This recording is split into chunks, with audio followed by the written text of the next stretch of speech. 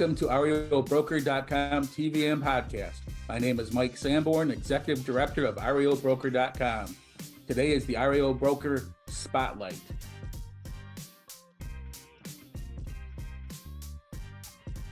With us today is Brandy Nelson, REO agent and broker and Executive Director also with REOBroker.com. Welcome to the show, Brandy. Thank you for having me. Before we get started, Brandy, I'd like to share your amazing bio with the group. Brandy Nelson worked on over 3,000 transactions. She successfully assisted clients with diverse requirements, with sales and lease assignments. She is well versed in zoning challenges, planning, and use changes. She leverages her close connection to city and county zoning and planning departments to ensure maximum optimal use of her clients' properties. Her client list includes large corporations, financial institutions, as well as private, local, and independent companies. She's a short sale and REO disposition specialist and co-author on the subject matter. She has served on several industry boards, including the National Association of Hispanic Real Estate Professionals, the Women's Council of Realtors, and the National Association of Women's Real Estate Brokerages. She has recently been elected to California Desert Association of Realtors Board of Directors. She has been named on Entrepreneur of the Year by the Women's Council of Realtors and has been recognized by Palm Springs Life Magazine as a top real estate team. What a great career and resume you have there, Brandy. Can you share with us what initially inspired you to pursue a career in real estate nearly 20 years ago? Yes, Mike. 20 years ago, I had a loan servicing company. So I did notary loan signings in all 50 states. I was also doing loans, and that's what got me into doing real estate. I also went to buy my first house at 23, and when they were throwing papers at me and didn't explain anything to me, that also inspired me to become a real estate agent and to know how everything works. So that's what started my career in the beginning. That's great. How did you come to specialize then in commercial real estate, including the office, retail, and the other fields that are involved with commercial? Early in my career, I learned that I enjoy working with institutional sellers and also commercial buildings, commercial real estate. And so I started specializing in both. And it's all about money. It's all about how the economics works. It's all about how the best use of a property is going to work. And so that is what got me into selling commercial real estate. That's great. As an executive director now of REOBroker.com, what do you think of the primary objectives and responsibilities you have? I am the one who runs our webinars that we have every Friday. I am also always looking for information and trying to keep up with all the trends, what's going on, what is happening in the industry, what asset managers are changing jobs, what do we need to learn about? And it's not just about REOs, but everything that's going on in our market and our different industries, etc. That sounds great, Brandy. It sounds like that you really believe in training your agents. How does REOBroker.com still differentiate itself in the market, and what value does it bring to its clients? Thank you. I actually enjoy training, and that's what I think is great and does differentiate REOBroker.com is we always are keeping up what is happening weekly instead of waiting for a conference or a BDS. This is stuff that's changing constantly, especially what's happening right now with NAR settlement, etc. So there's many things that are changing rapidly that we need to keep up on. That's great. Well, I'm probably going to have a question for you later on in our segment, but let's continue here. And can you share a particularly memorable experience, your success story from your connection of belonging with and running REOBroker.com? I have many, many success stories with REOBroker.com. Before I was even an executive director, when I was a member, met so many different agents through REOBroker.com, have gone through many conferences, business development seminars where I was able to meet different people, learn different things, and have been able to implement that in my business from the very beginning. That's great. I think I met you at one of those, and that's how we became good partners. Are you expanding REOBroker.com coverage in the U.S.? And where are your most pressing needs? We are looking for experienced agents in some of our areas. And so if you're interested in those areas, please reach out to us at REOBroker.com or my email, Brandy@REOBroker.com. But yes, we have some needs in different areas that we are looking for. Great, that's very good information, Brandy. I do know that REOBroker.com needs coverage in several areas, and they can go to our REOBroker.com website to find some of those areas and what might be available. Let's move on to, again, the market, Brandy. How have you seen the commercial real estate market evolve over the past 20 years? Well, obviously, a lot has happened in the last 20 years. Our market, our economy has changed. So in commercial, there's been a lot more vacant buildings. There's been a lot more areas that need help. There's been stores that have been closing all over the country. So we've seen many changes in commercial real estate in that regards. There's going to be a lot more changes, especially in the office arena. We just heard about more stores closing, Rite Aids, grocery stores. There's just so many things that are happening right now. Let's kind of move forward with that, Brandy. With the current market trends, how do you start shaping up the way they are? And in the commercial real estate sector going through what it's going through, particularly in your specialized areas, what do you see is going to be changing in the future? I do feel that we are going to have more decline in office space that is going to be closing. We have more buildings that are going to be closing. And really, people need to learn to evolve and change the use. So it's all going to be about taking those buildings and finding a great use for that, whether that's changing it into multifamily, changing it into other sectors, working with cities, which I do a lot of. It's all about changing and adapting those buildings into other uses that can be utilized. That's great advice, because change is part of what has to happen. Adding on to that, how do you think technology now is going to impact the way you conduct your business in commercial real estate? Technology is changing all the time, and not just in commercial real estate, but in everything that we do. And so technology is going to be a big factor in everything that we're doing. Right now, AI is in every email that we send, every social media post. It is looking at everything. We're able to do bird's eye views from properties in all 50 states. So we don't have to be there at all times. So technology is a friend.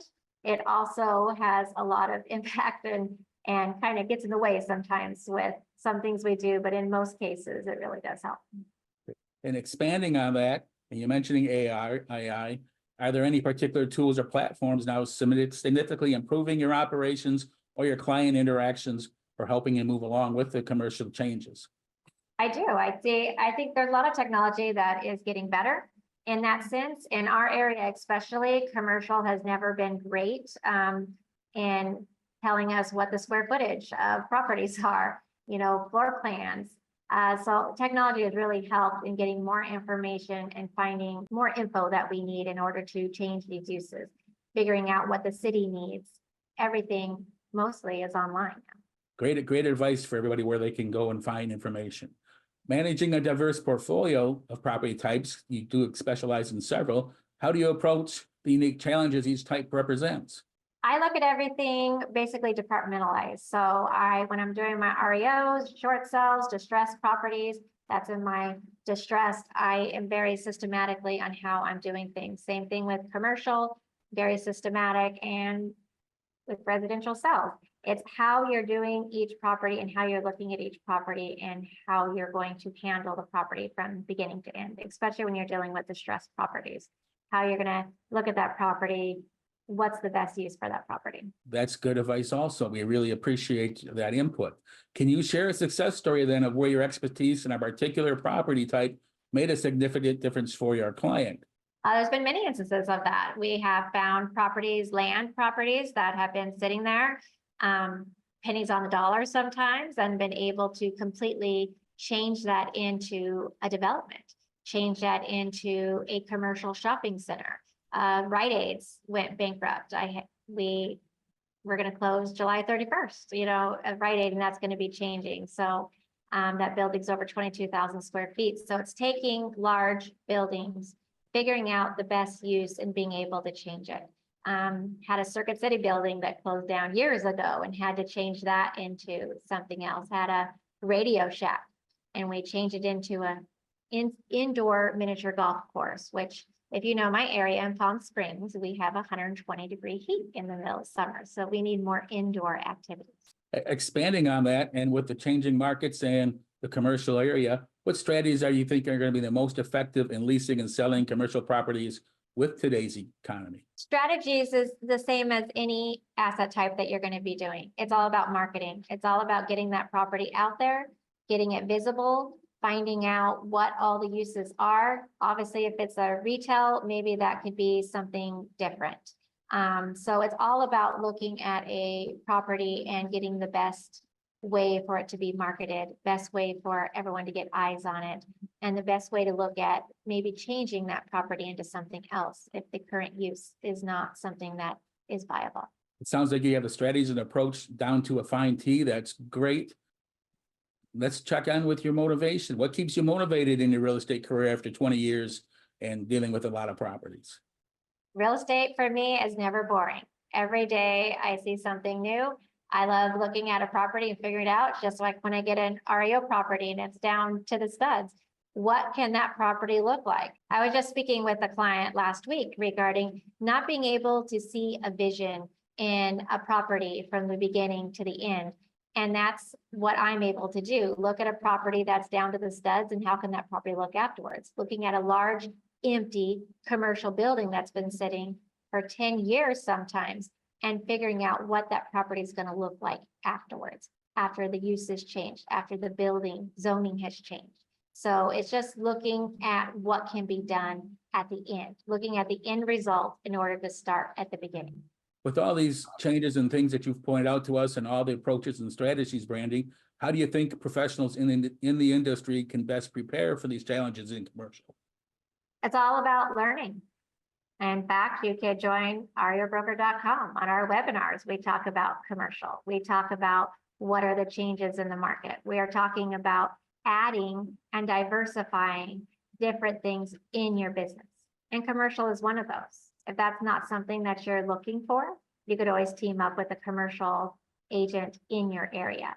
But it's all about learning and at least knowing the lingo and knowing about commercial real estate, because in every market, there's commercial and residential real estate. So it's just learning and knowing what it is in your market so you can talk about it. Thank you for sharing such great advice and insights in your experience, Brandy. Is there anything else you would like to share with the audience? Just that right now, obviously, we're in a changing environment. And with real estate, change is always inevitable. It's going to happen. And it's just a great way to be able to shift, adapt, and add resources to your business. And like I said before, REOBroker.com is one of those resources that can help you change, shift, and adapt in this market. Yep. And how can people then reach you or learn more about your work with commercial and in REOBroker.com? You can reach out to me on my email, Brandy@REOBroker.com. You could go to our website, www.REOBroker.com, or to my own website, which is www.brandynelson.com. Thank you, Brandy, for sharing such great insight. Well, there you have it, folks. Our second REO Broker Spotlight. Thank you for watching. Look out for more REO Broker TV and podcast shows, along with REO Broker HUD and Real Estate Magazine, which can be found on our website at REOBroker.com. Please subscribe to our YouTube channel, follow us on Twitter, connect with us on LinkedIn, Active Rain, Set Schedule, and like us on Facebook. Let's get connected, and please look into joining REOBroker.com. Thank you for watching and have a wonderful day. Everyone knows the power of social media and the impact a strong online presence has in this day and age. But most real estate agents simply do not have the time to manage all the advertising and marketing details, and that's where the Power Is Now Media steps in. We are the answer you have been looking for. Let us help put your brand on the map. We will create customized graphics for weekly full-page ads, social media content, video, and podcast content for you. Sound complicated and expensive? It is affordable and easy. We have the best experts on the job. Go to thepowerisnow.com and find us under the VIP Agent tab to learn more. This is the future of real estate. Join today. thepowerisnow.com.